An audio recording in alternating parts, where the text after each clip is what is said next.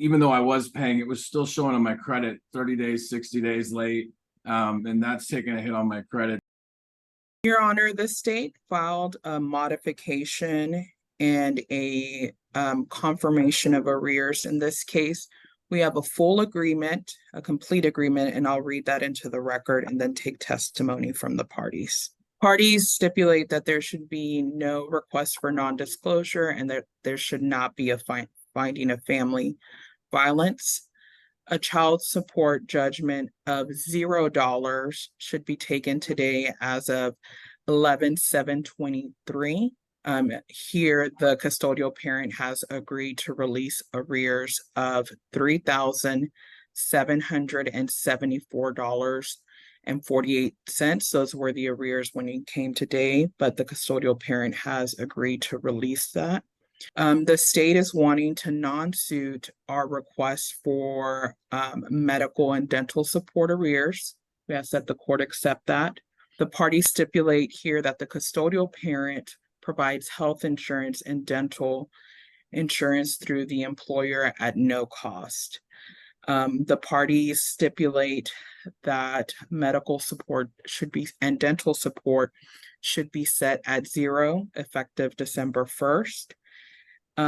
Parties also stipulate that there is a split possession for the two children before the court.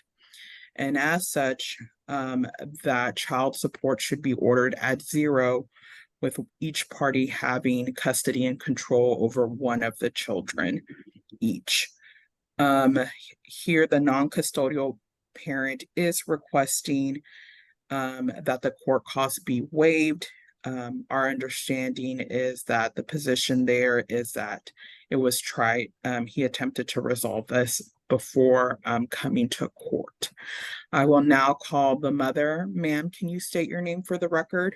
Lauren Parrott. And ma'am, did you hear everything I just read to the judge? Yes, ma'am. Are those still your agreements? Yes, ma'am. Is there anything else you want to tell the judge? Nope. I think we've come a long way as co-parents and we want to just do what's best for the kids. I pass this witness. I call the father. Sir, can you state your name for the record? Devin Harris. And sir, are you still in agreement with the things I read to the court? Yes. And sir, it is still your request to have court costs waived? Yes. Okay. Do you have anything additional you would like to ask? Well, yeah, I mean, I don't know if this goes in the agreement, but I was paying the child support for a couple of months. Well, we both filed for this, and we're trying to resolve this outside of court, like she was saying, with wanting to waive the court fees. But even though I was paying, it was still showing on my credit 30 days, 60 days late. And that's taking a hit on my credit. So I don't know if, letter from the court to get that resolved somehow or what. The AG said that she was making a note of it, but I don't know if there's something else needed here, but the harm to my credit is something I'm also trying to get resolved here. That's really all I have there. Pass this witness, the state rest. All right, I'll approve the agreement y'all have entered into today. I waive court costs. I can't do anything about your credit, sir, but what will naturally happen is that the Attorney General's office reports your new balances and things every quarter. So basically at the end of the year, it'll be the end of the fourth quarter of the year. They'll report that you don't have a balance. They may even just drop it all together since there won't be an obligation. I can't promise you that second part, but at least the date that your balance should be $0. So there's nothing immediately that I can do to fix that.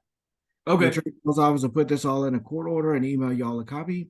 Y'all are done with court. You can press leave on the Zoom to exit out. Thank you.